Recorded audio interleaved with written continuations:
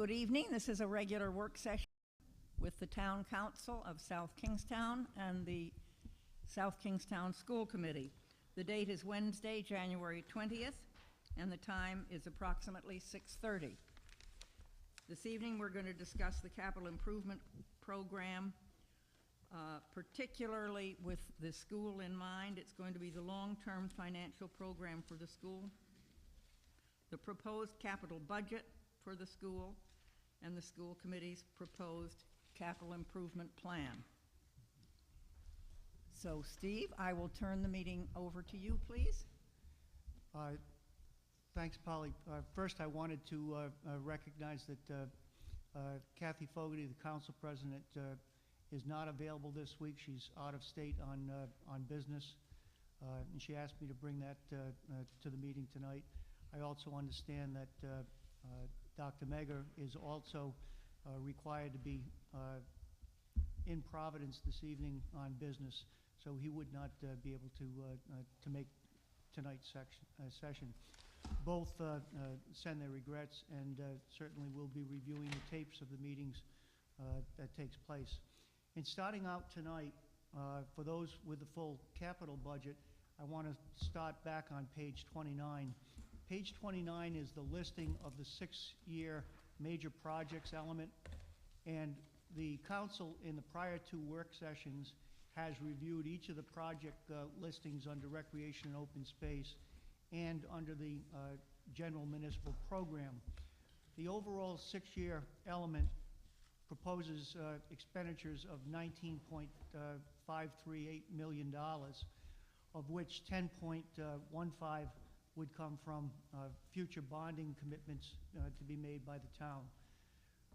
Of that total, $3,100,000 has not gone to voters at this point for approval. However, the remaining $7,050,000 has voter approval and can be integrated into the debt structure based on the policy directives of the council.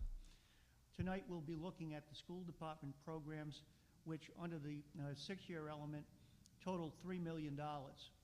$1 million of those is approved bonds, and $2 million would be going to the voters in 2012 for long-term commitment.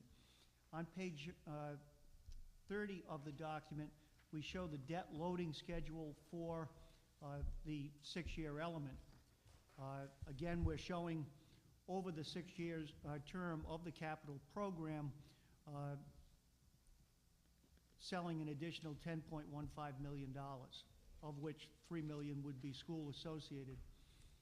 We are showing in the schedule debt loading in the 2010-11 year of $1 million, in the 13-14 year of $1 million, and in the 15-16 of $1 million for the various projects that John will review this evening. The existing schedule that we had in the current year, the current adopted budget, showed a total of $3 million, approximately $3 million. It was $2,910,000. That would have been over the 6-year period starting last year. What we are doing at this point is delaying some of those capital improvements to later years to better integrate into the town's debt service schedule. In fact, I will be recommending to the council that that bond, which is shown on the schedule now for the 2010-2011 year of the $1 million for the schools, as well as the municipal land bank reserve, will most likely be delayed to at minimum the 11 and 12 year, and potentially it would be moved to 12-13. What we'll be doing is evaluating the school projects that need to be done. If there's an urgency to roof replacements, we will integrate the program into the schedule and incur the debt and begin paying the debt service. If we can delay without adversely impacting the program elements, then we will look at delays with that debt loading. Our concern, as we've expressed in the past, is not just the 10-11 year, but the 11-12 year is a year that we anticipate additional and substantial reduction potential from state aid, as well as it would be the first year when the ARA funds or the federal stimulus dollars would not be available to the schools. The ARA funds for the 9-10 year approximated $500,000. If those were lost, there would be a $500,000 loss in the 11-12 year for the schools. In addition, the state has indicated their forecast was a $400 to $700 million potential revenue shortfall in the 10-11 year, which could mean additional reductions over the 5% reduction in state aid that's anticipated. So based on those uncertainties, it is a potential that we will look to revise that debt loading schedule and delay the improvements if, in fact, the improvements are not urgently necessary for the proper upkeep of the school buildings.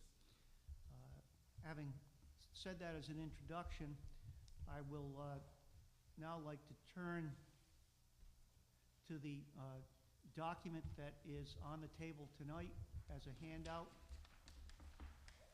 entitled South Kingstown School Capital Budget 2011 to 2016.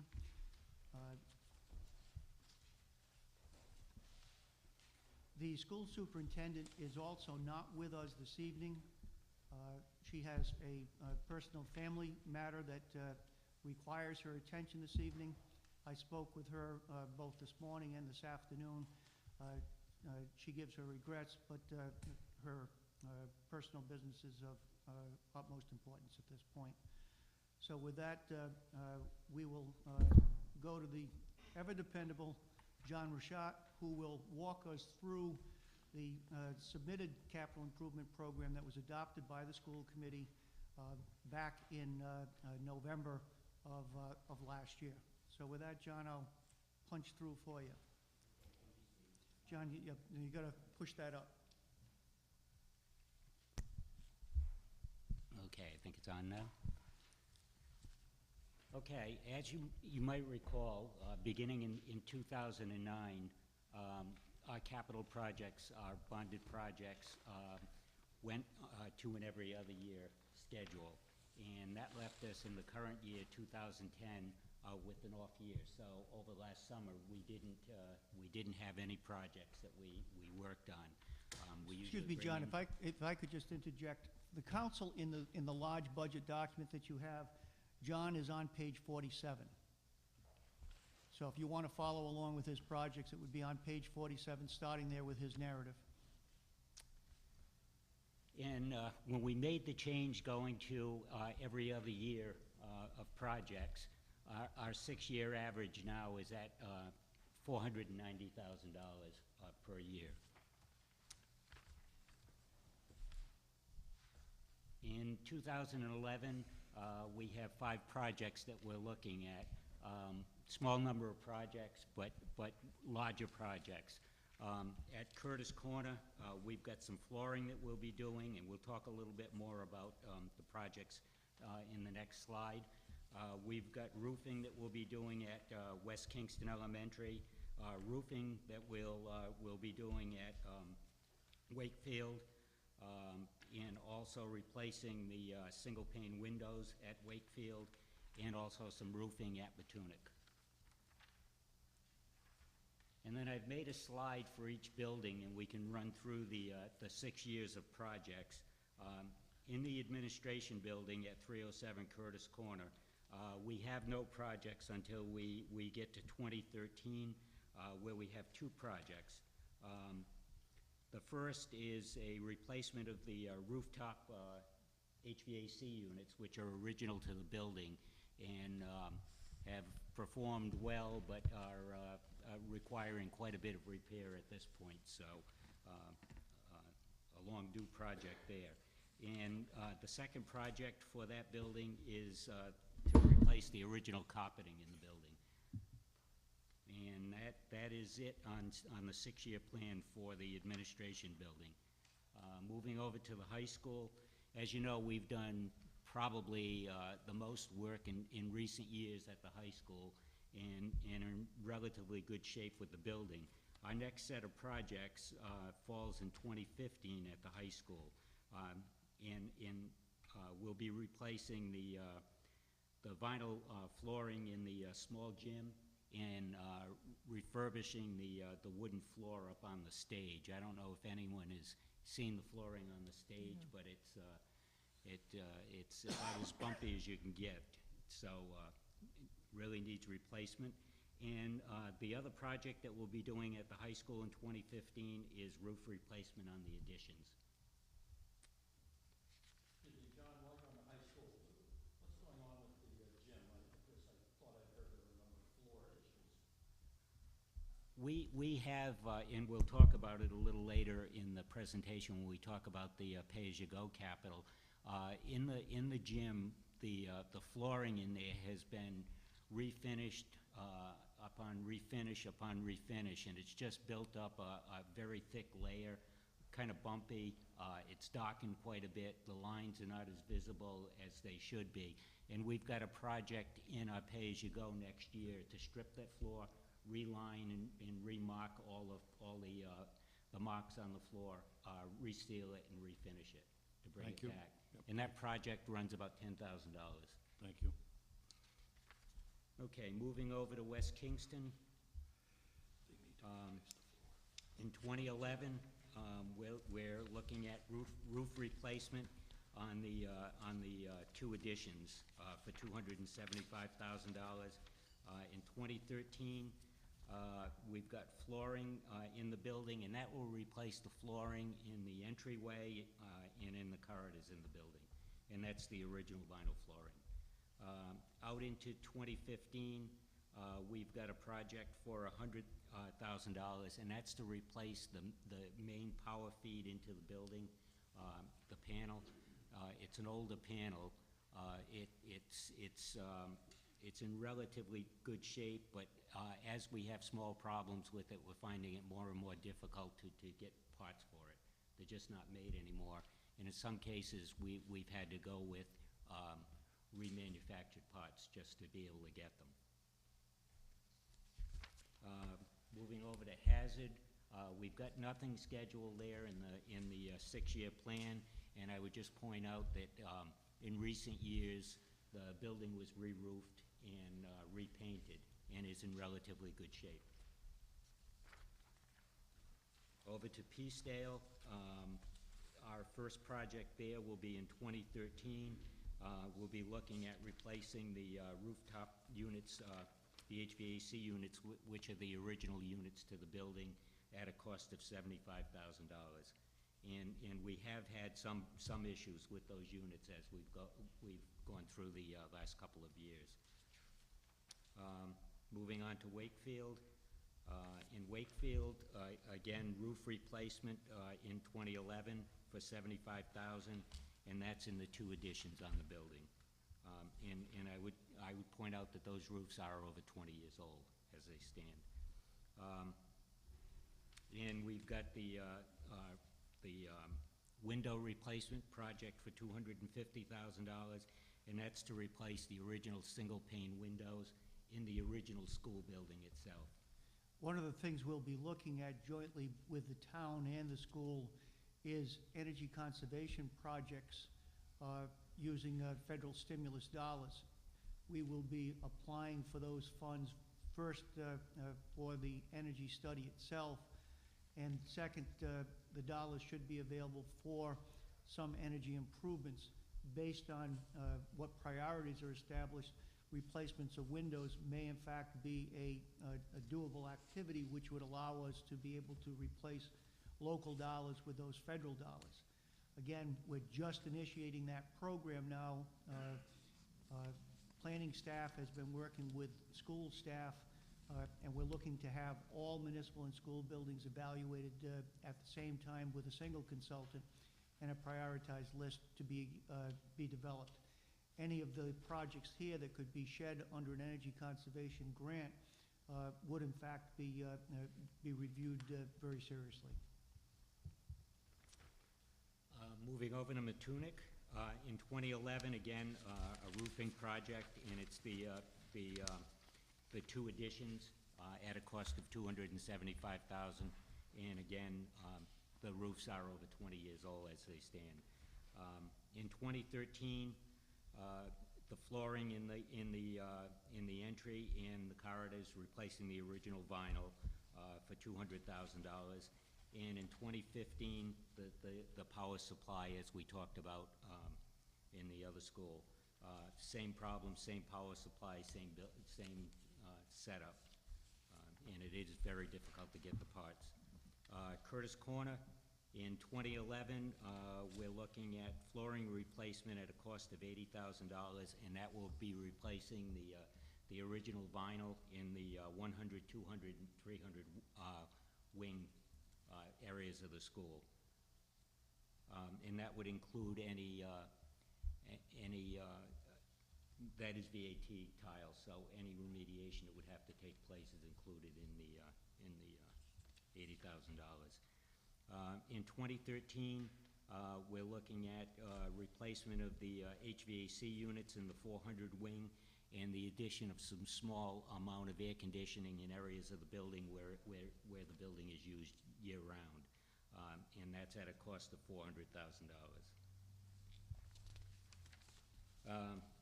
Looking at the school department total in 2011, we're looking at total cost of $955,000.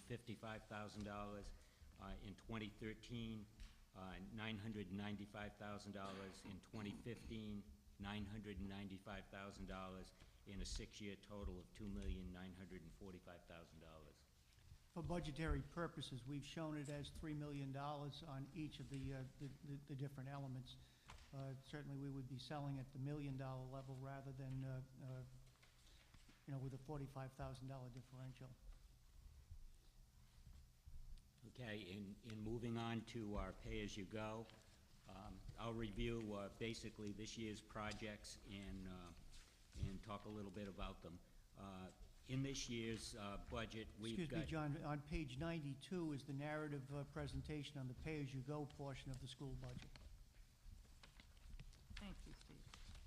Okay, for 2011, we've got some network hardware replacements. Basically, those are servers, switches, and the like that are responsible for running our internet, our student data systems, and our IP phone systems in the building. We've got a replacement of some of the computers in our computer labs. In the schools, we currently have 14 computer labs. We've got one in each of the elementary schools. We've got 2 in each of the middle schools, and we've got 6 labs at the high school. And we have worked on a 7-year rotation on those machines in those schools and the labs. And this project would be looking at replacement of the eligible computers, the 7-year-old computers at the elementary schools. We've also got our regular equity replacement of computers, and that's our regular rotation of the computers. We virtually have a computer in every classroom now in the district. This is the regular rotational replacement of the older machines. And then on the maintenance side, we have some painting and the refurbishing of the gym floor that we talked about just a little while ago. And looking out in the out years, the similar projects rotating between the computer labs and the regular replacements of computers. And then on the maintenance side, we've gone from painting to vehicles on an every other year basis. So that's reflected in the out years in the pay-as-you-go.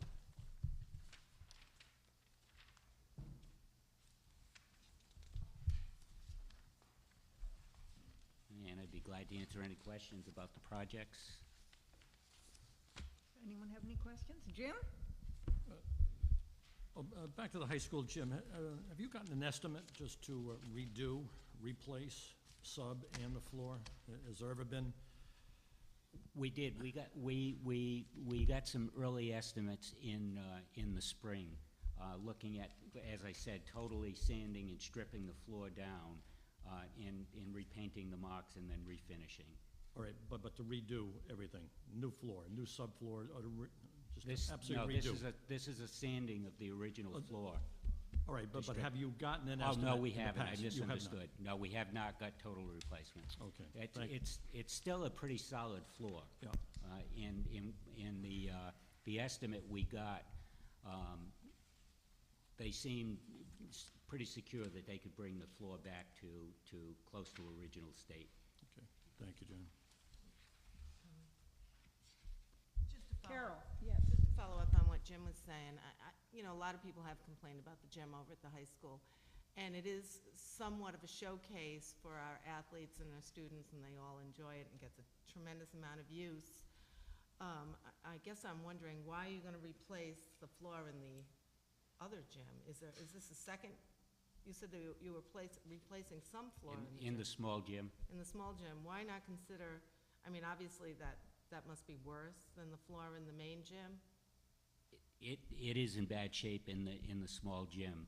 Because if you've watched a basketball game over there, which I've been doing for years, but, and I think Alan will join me in this, it is somewhat concerning, the shape of that floor at the high school. And I think it would be nice if the whole thing was cleaned up somewhat, you know, the walls. I mean, I have to say, I go to different communities all the time to watch basketball, and our gym pales in comparison to many of them, and it really just needs a good paint job and a better floor. And Well, we- I know Jim has stressed that, but. And that's a point well Alan? taken. When we discussed the floor with the athletic director in planning the budget, the concern was raised about the paint on the walls. And we are looking at some possibilities for volunteers coming in to help us to restore the paint on the walls as we do the gym floors. Well, that's And, a good idea, because, you know, I'm not saying we should spend a whole ton of money, obviously, in these economic times, but it would be nice to have it cleaned up some. Yeah, we did talk about a number of ways to get it done, with the boosters helping us in participating in the project. So that point well taken, and that is something that we plan to address. Alan, Yeah, you had something you wanted to Yeah, say? I'd just say, I don't think it's the floor that needs to be replaced. I think it's the gym, because it really is outdated.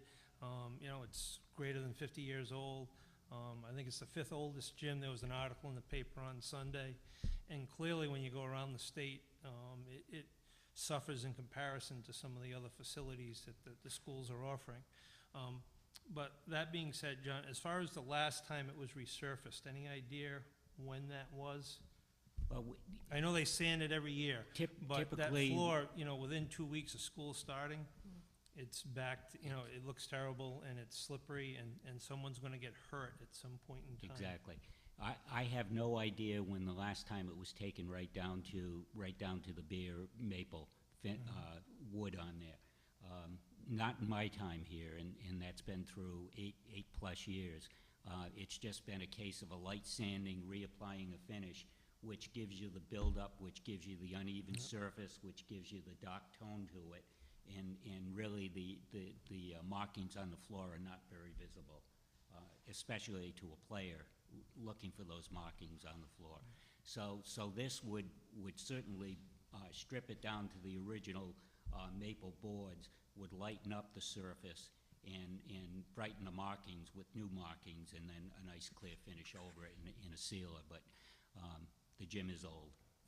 The window replacements have helped in there. We've done a number of things, but it is an older building. Thank you. Scott?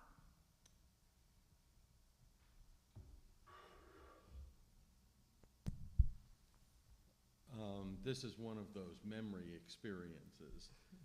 I want to say 13 to 14 years ago was the last time,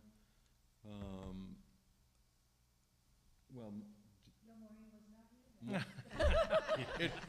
Maureen was still a child when it was last done. And I do remember at the time that we not only dealt with bringing it down to bare wood, but we had dead zones on in its time, it was a very sophisticated floor. And there is subflooring underneath, and there were several dead zones, which gave our basketball team a substantial advantage, because if you hit them with a ball, You knew. the ball didn't come back up. And so pieces of the floor, as I remember Cav giving us a briefing, pieces of the floor were pulled up, and they replaced the subflooring to make it an evener, more even bounce. But that was not in the last decade. I mean, And that solved that problem of the dead spots? it, No. No. Cav's assessment was that it was No, a no. substantial improvement. There's more dead spots now. The other thing that, and I don't have specific numbers, but I remember we at that time looked at the cost of replacement, and it was prohibitive, didn't quite capture the number of zeros. It was an extraordinarily expensive thing, and so we spent a lot of money rehabbing it, and considered that we had bought some extra time. We may well have kind of come to the end of what we bought at that time. But I think that in these economic times, the probability of being able to find enough money to do a full replacement would be challenging. I think so. Jim, did you have? I was just gonna ask John, I mean, with the experts you've had out there, it's nothing structural, more age and use, or is there a structural problem under that subfloor? There's no structural problem under the subfloor. I think what tends to happen is the way the floor is affixed to the subfloor, it loosens up, and you get pockets under there, you get a little movement on there, and it creates the dead spots. And that can be a good thing if our team knows where the dead spots are and the others Home don't. court advantage. Yeah. That's it. But no, that's what would cause it. It's the way that the top floor adheres to the subfloor. And the other problem that gymnasium has is it has inadequate ventilation, which makes it a difficult use, particularly during the summer months. But if you have activities that are going from 3 o'clock in the afternoon till 9:30 or 10 o'clock at night, I don't want to say it smells like a gym, but it doesn't have the air circulation that's necessary to really accommodate the uses that are occurring in it. Yeah, we've over the years, we've done various projects in it. The other thing that we did do in there, and it was Cav who lobbied to do it, and it made some improvement, was change the lighting.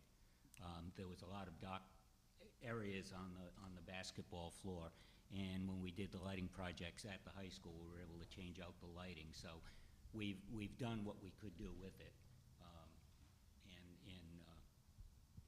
I think the lighting has improved the play area, the quality of the play area there. I think also this is another reason why we've continued to move forward with the development of the plans for a community gym, because we need to have that facility not just for public recreation purposes, but for school use of that type of facility.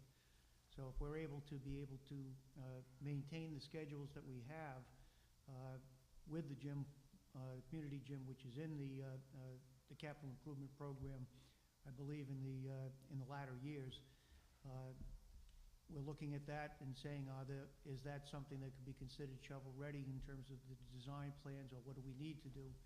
We'll be looking at that as well. I don't think it will make it through the ERA funds, but it may be a project that will need to be accelerated on the bonding schedule, because the community need for having that type of a new facility constructed.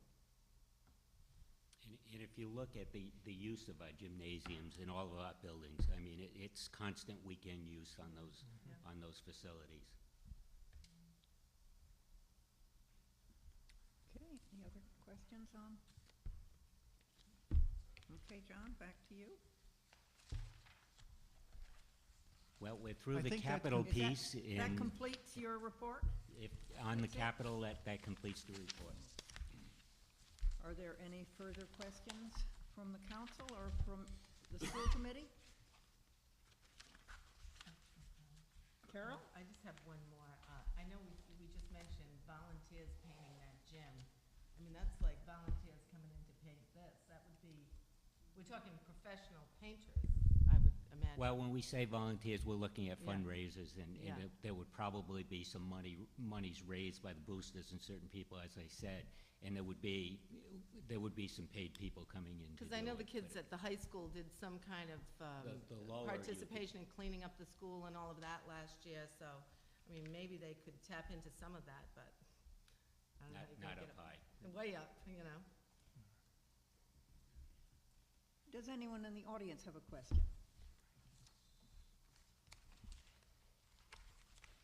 No one? Well, I guess. Jim? I am the least of all the experts here, that, in terms of world of technology, what are the shortcomings that, beside a wish list, what are we short, either at all levels of our school system? Where should we be?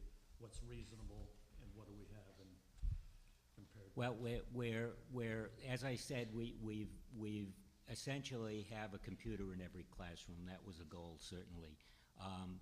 Our network needs some upgrades with our switches and our gear. But we're moving now toward the wireless networks in the schools where we can.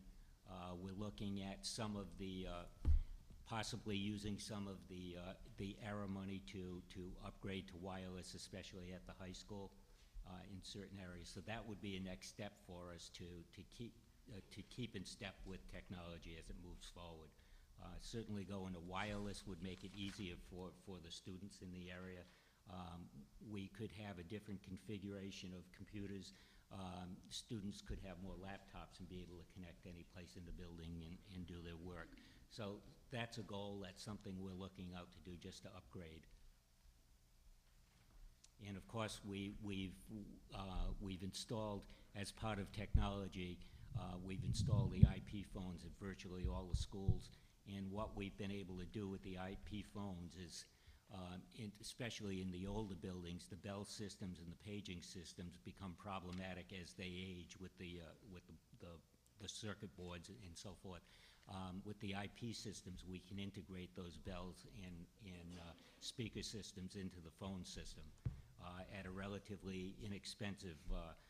It's a relatively inexpensive way of replacing those bell and paging systems in the schools. And so that's something we've been doing to upgrade our technology too. Were these all purchased new? Did we get some hand-me-downs from APC or other companies, or were these new purchases? Most of that equipment is new.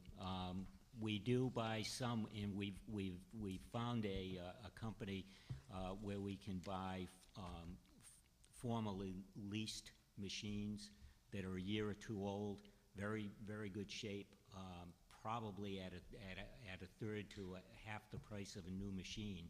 So that's enabled us to put more machines in the classrooms, more laptops into the labs, and more computers for the students to be utilizing. It's worked out very well. Companies, not only price-wise, but they stand behind their machines. And more schools are starting to go toward that, but we've been doing that for the last 3 years. Thank you. Good to hear. Okay, Jim, Scott was next. Just two other comments about that, Jim.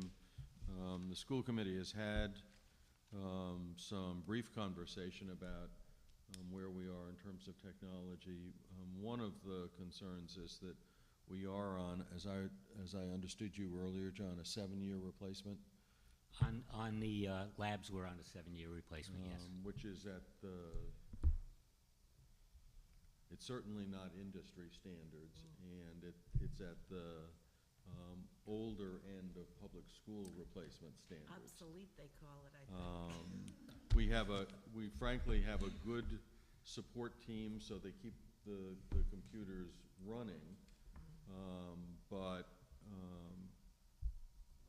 we are not, frankly, world-class, nor even national class in terms of our computer use.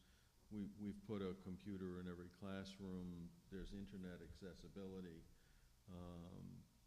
but we're still at a fairly limited level.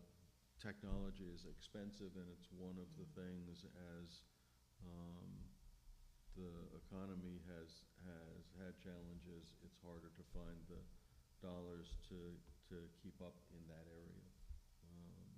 And there are public schools, not mostly in Rhode Island, but there are public schools doing wonderful things in terms of enhancing learning through technology. Yeah. Which would be a dream, but it's not on the horizon right now. Not right now. And the other thing, that it's not only the hardware that you've got to keep up with, the software can be quite expensive. And software changes continuously. And the versions and the type of software is certainly something you need to maintain and keep up with, but also an overall large cost.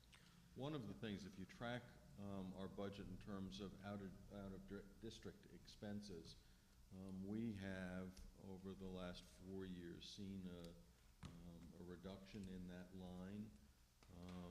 That represents significant effort on the part of special education services, but probably is more a function of the instructional staff's willingness and enthusiasm in participating in the training that's available and the work that Mary has done in terms of putting training and supported by software so that we have a staff that increasingly is able to provide for children who have special needs in regular education classrooms. And that really is a meshing of the use of technology and training dollars to provide students with a more normalizing educational experience. And frankly, it hits our bottom line in terms of dollars saved for out-of-state education. Thank you. And Ella, you, then Liz. First of all, I'd like to thank John for the update on that transportation question that we had at the last meeting. Do you people have at the school committee table a projected date for the NESDEC facility and staffing audit? We're expecting a draft from them in about a month. I say about a month, probably less than that now. We're talking by mid-February. We're looking for another draft on that. So they are progressing, and we look for that report probably by mid-February. Do you have another? So really, Polly, I'm like in other matters of interest and concern. Is that okay? Can we finish this and then I'll Yes, come back to you, Ella? please do. Liz? I just had one quick question, John. I know at last night's meeting and again tonight, I'm hearing that we're hoping to get some ARRA funds, for various items. And I'm just curious as to, is there a master list of things that we are going to be at least attempting to get funds to help us out with? Well, when we talk about the ARRA funds, the overall ARRA fund blanket comes in two pieces. One, we've got a piece of ARRA funds that are actually part of our revenue budget and our state aid, and that's the piece the governor elected to supplement the state aid cuts with the ARRA funds. So we've got about $500,000 that come into our state aid, and then beyond that, we've got ARRA funds that are in our IDEA money and ARRA funds that are in our Title I. And those, we have a plan and submitted to RIDE for spending those, but they are restricted as to what you can spend those funds on. And they total in the neighborhood of $1 million. Okay. Are those for operations, John, or capital, both areas? On the On the state aid era? Yeah, and all the Title I through 6 funds. Well, the state aid era funds are not restricted in any way, but we did have to submit our budget as to what we were going to spend the funds on, and we do have to account for them separately and report on those federally as we spend the funds, quarterly reporting on that. The era funds that go into the IDEA and the Title I, again, we have to submit a plan for spending, and they're more restricted than the era funds that went into supplement the state aid. But those are off-book, they're not in our general state aid education. That's Right, correct. they're all off-book. Yes. Okay. Yeah, what's on the books is the SFSF funds that are part of the era. Thank you. Jim, there's really two separate pieces. The governor took back state aid to education and replaced it with federal dollars for a portion, I believe about $500,000. Yes. So there's really two different funding sources that we're looking at. One is the money that replaces the state aid, which is operational only. The second piece that John's talking about are grants that would be for specific projects. But those are two separate separate funding types as to what we can use them for.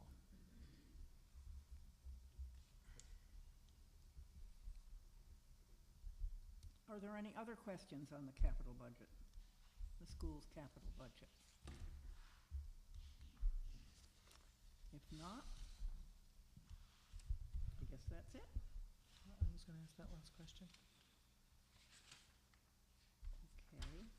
Ella has one more question. John, I just have a quick question, and on the agenda, other matters of interest and concern, so it doesn't deal with the capital improvement.